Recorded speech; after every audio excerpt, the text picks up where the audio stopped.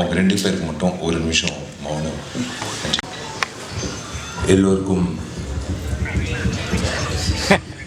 வணக்கம். இது ஏன் நான் மைக்கை ஆட்டுறேன்னா, இந்த வீடியோவும் வைரலாகி படம் பார்க்கணுன்னு நான் வேண்டிக்கிறேன். அதனால தான் இந்த செய்கை செஞ்சேன்.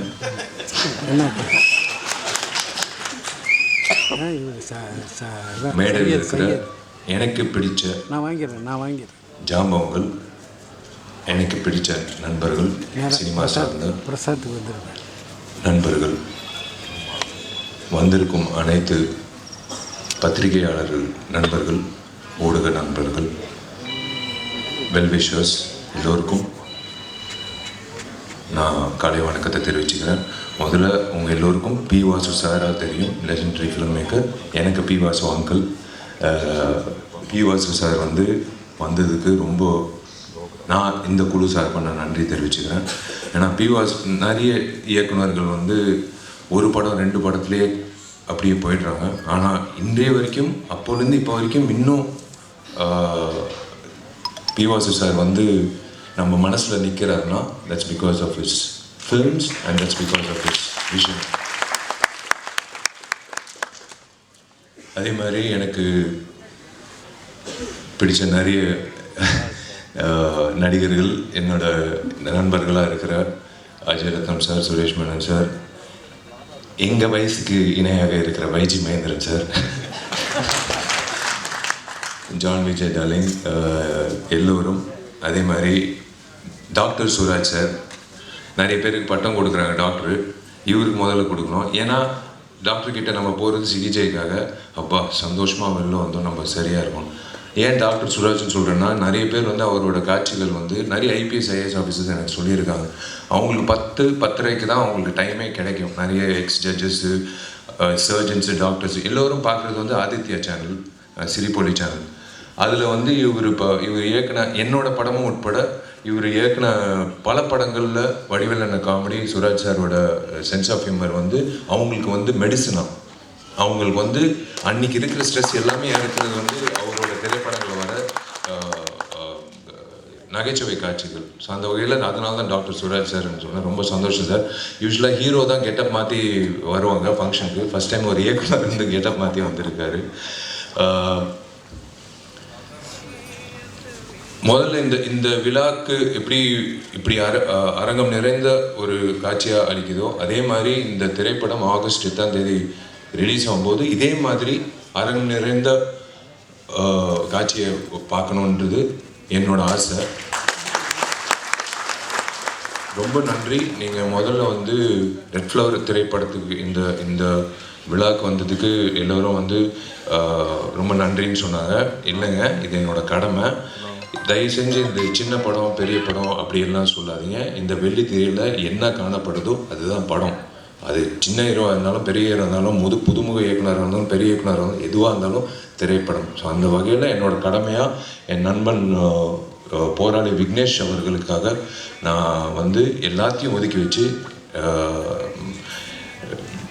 எல்லோருக்கும் வேலை இருக்கும், பட் இருந்தாலும் இந்த வேலை ரொம்ப முக்கியமான வேலை. நான் விக்னேஷ்க்கு உறுதுணையாக இருக்கணும்னு ஆசைப்பட்டு நான் வரேன்னு நான் சொன்னது காரணம் அவர் அவர் மனசார பேசினார் பாருங்கண்ணா. அவர் எவ்வளோ கஷ்டப்பட்டு எவ்வளோ அவமானங்கள் தாங்கி எவ்வளோ முயற்சிகள் பண்ணி இந்த திரைப்படத்துக்கு வரைக்கும் வந்திருக்காருன பயணம். அது அவரோட வழியில் எனக்கும் அந்த அந்த உணர்வு இருக்குது.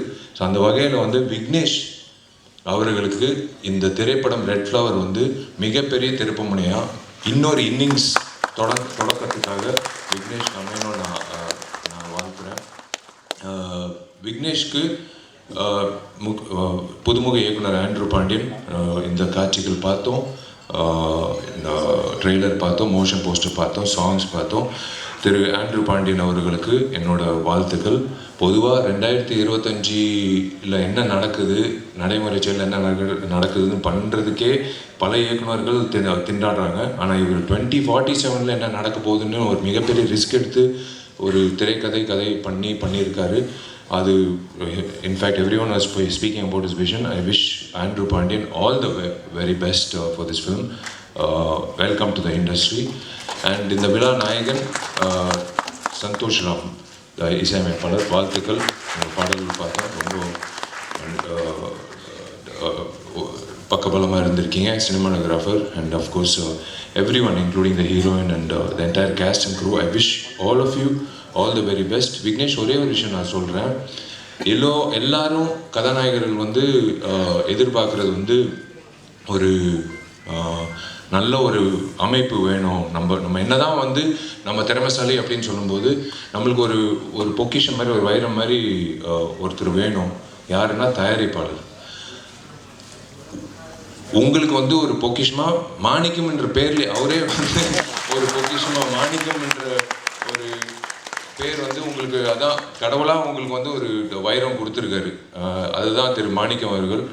காளிகாம்பல் பிக்சர்ஸ் சார்பாக மாணிக்கம் அவர்கள் இந்த திரைப்படத்தை தயாரிச்சிருக்காரு. Sir, welcome to the industry. Manickam sir, நீங்கள் இந்த வந்து நான் சொன்னாங்க, இந்த படம் வந்து எனக்கு லாபம் வேணாம், எனக்கு வந்து இந்த படம் ஒரு லவ் ஃபார் த ஆர்ட்ன்றதுக்காக நான் பண்ணியிருக்கேன். அப்படி இல்லை, நீங்கள் மறுபடி இந்த படம் வெற்றி அடையும். இந்த படம் முடிஞ்சதுக்கப்புறம் நீங்கள் நிறைய விக்னேஷ் மாதிரி நிறைய இயக்குநர்கள் நிறைய திரைப்படங்கள் பண்ணணும். நீங்கள் இன்னொரு 2047 எப்படி இந்த திரைப்படம் காட்டினாங்களோ 2047 திரு மாணிக்கம் வந்து தயாரிப்பாளராக இருக்கணும்னு நான் ஆசைப்படுறேன். Welcome to the film industry. மற்றபடி டார்லிங் ஜான் விஜய், என் டார்லிங் அஜய் ரத்னம் சார், என் டார்லிங் தலைவாசல் விஜய், எல்லோருக்கும் வந்து வாழ்த்துக்கள் for this film. Thank you media. நீங்கள் எப்போவுமே எல்லா திரைப்படங்களுக்கும், எங்கள் திரைப்படம் மட்டும் இல்லை, எல்லா திரைப்படங்களுக்கும் நீங்கள் வந்து ஆஜராகி நீங்கள் வந்து சப்போர்ட் பண்ணுறது ரொம்ப சந்தோஷம். எனக்கு பிடிச்ச 2 அரசியல்வாதிகள், ஒன்று பகத்சிங், ரெண்டாவது இடம்பெற்றவர் நேதாஜி சுபாஷ் சந்திர போஸ். அவருக்கு வந்து ட்ரிபியூட் பண்ணி நீங்கள் தொடங்கினது வந்து ரொம்ப நன்றி. அது இன்னும் நீங்கள் ஞாபகம் வச்சுருக்கீங்கிறது ரொம்ப சந்தோஷம். அண்ட் அஃப்கோர்ஸ் சொன்ன மாதிரி 3 நாட்கள் ரொம்ப முக்கியம். கண்டிப்பாக வந்து இந்த படம் வெற்றியடைய நம்புகிறேன். நிறைய பேர் வந்து வாட்ச் பார்த்துட்டே இருந்தாங்க. கவலைப்படாதீங்க. இந்த குழுவுக்கு மட்டும் இல்லை, எல்லா திரைப்படங்களும் தயாரிப்பாளர் சங்கம் சார்பாக கதிரேசன் சார் எல்லாரும் வந்திருக்காங்க. நான் ஒரு விண்ணப்பம், நடிகர் சங்கம் சார்பாக இன்னும் 3 மாத காலகட்டத்தில் நாங்கள் வந்து கவலைப்படாதீங்க, டைம் கன்ஸ்டன்ட் இருக்காது. அந்த நாங்கள் கட்ட போகிற அந்த ஆடிட்டோரியம் வெளியே நாங்கள் திறப்புறதுக்கப்புறம் உங்களுக்கு எந்த பிரச்சனையும் இல்லாமல், சின்ன திரைப்படம் வந்து இப்போ எந்த திரைப்படமாக இருந்தாலும் உங்களுக்கு பயன்படும். நீங்கள் அந்த டைம் வாட்சே பார்க்க தேவையில்லை. அந்தளவுக்கு உங்களுக்கு ஒரு மிகப்பெரிய ஒரு பூனாக அமையும், ஒரு மிகப்பெரிய ஒரு விஷயமாக அமையும். தயாரிப்பாளர் சங்கம் இருக்கிறதுனால நான் வந்து நடிகர் சங்கம் சார்ந்த உறுப்பினர்கள் இருக்காங்க. கதிரேசன் சாரும் இருக்கார், ஆஃபீஸ் பேர். அவர் சார்பாக நான் ஒரு விண்ணப்பம் உங்கள் எல்லோருக்கும் நான் வைக்கிறேன். பத்திரிகையாளர்கள் plus YouTubers and every one and exhibitors association சார்பாக அவங்களுக்கும் நான் விண்ணப்பம் வைக்கிறேன். இன்க்ளூடிங் கமலா தியேட்டர் உரிமையாளருக்கும் மற்ற உரிமையாளர்களும், இனிமேல் வரக்கூடிய திரைப்படங்கள் ரிலீஸ் ஆகும்போது வெள்ளிக்கிழமை தயவு செஞ்சு ஒரு 3 நாளைக்கு மட்டும் 12 காட்சிகளுக்கு மட்டும் யாராவது வந்து ரிவ்யூ எடுக்கிறதுக்கு வராங்க, மைக்கு நீட்டிக்கிட்டு வராங்கன்னா தயவுசெய்து தப்பாக நினைக்க வேணாம். நீங்கள் தப்பாக நினச்சாலும் I'm sorry, I have to, என் ஆதங்கத்துக்கு நான் போட்டி தீக்கணும்.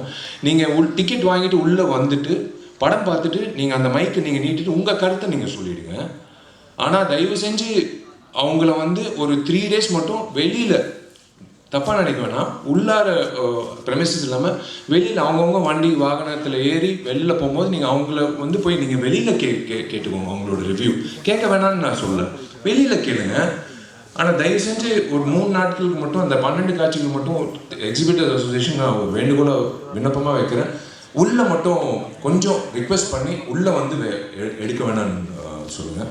வெளியில் எடுத்துக்கோங்க. விமர்சனங்கள் கண்டிப்பாக யார் முதல்ல விமர்சனம் போடுறதுன்னு ஒரு போட்டி இருக்கும், அது தப்பே கிடையாது எல்லாரும்.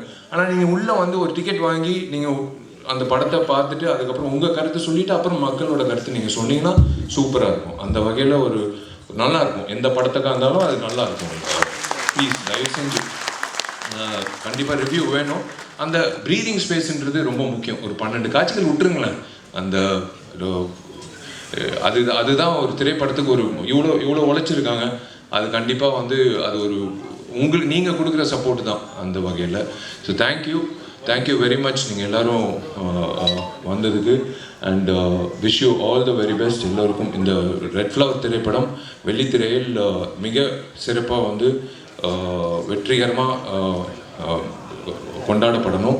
அதே வகையில் தயாரிப்பாளர் சங்கத்துக்கு இன்னொரு விண்ணப்பம் என்னென்னா, கதிரேசன் சார் ஒரு விழிப்புணர்வாக நீங்கள் வந்து ஒரு குழு அமைச்சு வரக்கூடிய புதுமுக தயாரிப்பாளர்களுக்கு இந்த ஓடிடி சேட்டலைட்டோ இல்லை ரிலீஸ் ஆகும்போது அவங்களுக்கு ஒரு சப்போர்ட்டோ, எப்படி ரிலீஸ் பண்ணணும், எந்த தேதியில் ரிலீஸ் நம்ம பண்ணியிருக்கோம். ஆக்சுவலாக ரெகுலேஷன் கமிட்டி மாதிரி பண்ணியிருக்கோம். ஒரே நாள் வந்து 10 திரைப்படம் ரிலீஸ் ஆகுது.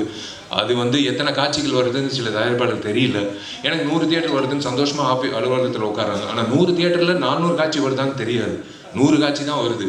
அது காலை காட்சி 9:30 மணினா எங்கள் வீட்டில் எங்கள் அம்மா அப்பாவே போக மாட்டாங்க என் படம் ரிலீஸ் ஆகும்போது. ஸோ அந்த மாதிரி வந்து கரெக்டாக அமைச்சு கொடுத்தா தயாரிப்பாளர்களுக்கு வந்து ஒரு மிகப்பெரிய ஒரு சக்தியாக இருக்கும். நீங்கள் எல்லோரும் வந்து ஒரு பக்கபலமாக எல்லா திரைப்படத்துக்கும் இந்த திரைப்படம் வெள்ளிக்கிழமை இத்தனை திரையரங்கத்தில் இத்தனை காட்சிகளில் ரிலீஸ் ஆகுது, கவலைப்படாதீங்க அப்படின்னு சொல்லும்போது அவங்களுக்கு ஒரு சந்தோஷமாக இருக்கும். அண்ட் ப்ளஸ் அஃப்கோர்ஸ் எல்லோரும் அந்த ஓடிடி பிளாட்ஃபார்ம் அப்படின்னு வரும்போது நீங்கள் சப்போர்ட் பண்ணிங்கன்னா நல்லாயிருக்கும். மற்றபடி தேங்க்யூ, காட் பிளஸ் யூ. நீங்கள் எல்லோரும் நல்லா இருக்கணும். Thank you very much. புடவை பட்டு புடவை கட்டும் போதே எனக்கு தெரியும் நீங்கள் புடவைக்காக தான் இது கேட்குறீங்க.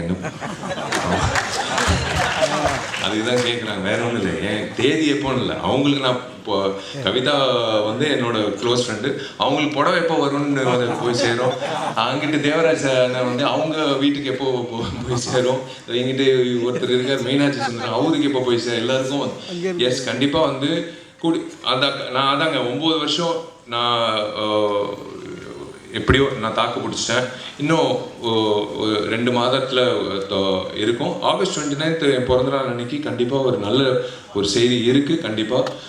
ஆனால் நான் சொன்னபடி அந்த கட்டணம் எல்லாரும் பெரியவர்கள் எல்லாரும் வந்து அந்த திரைப்படம் முடிஞ்சதுக்கப்புறம் முகூர்த்தம் போய் நான் புக் பண்ணிட்டேன் கார்த்திகிட்ட. கண்டிப்பாக வந்து என் கல்யாணம் அங்கிட்டு தான் கட்டடத்தில். ஆனால் அது வந்து கண்டிப்பாக வந்து நீங்கள் நினைக்கிற மாதிரி தாமதம் அப்படியெல்லாம் இல்லை, கூடி சீக்கிரம் நடக்கும். அதுக்கு தான் ஓடுறேன். இப்போது நான் கட்டடத்துக்கு தான் ஓடுறேன். இது முடிச்சோடனே எல்லாரும் நினைக்கிறாங்க, இவன் எதுக்கு வந்து டெய்லி காலங்காலத்தில் வந்து கட்டடத்தை பார்க்குறான், கொத்தனார்லேருந்து எல்லாரும் ஆர்கிடெக்ட் வரைக்கும் இவன் கல்யாணத்துக்காக தான் வந்து அவசரப்படுத்துகிறான் இல்லைன்னா. பட் நேரம் வந்துருச்சு. இன்னொரு 2.5 months வந்துடும். 2 months வந்துடும் டெஃபினட்டாக. பட் ஆகஸ்ட் 29 கண்டிப்பாக ஒரு நல்ல செய்தி இருக்குது. அது குறித்து நான் அறிவிக்கிறேன். நல்ல கண்டிப்பாக புடவை வந்துடும். Kavitha thank you all the best. God plus.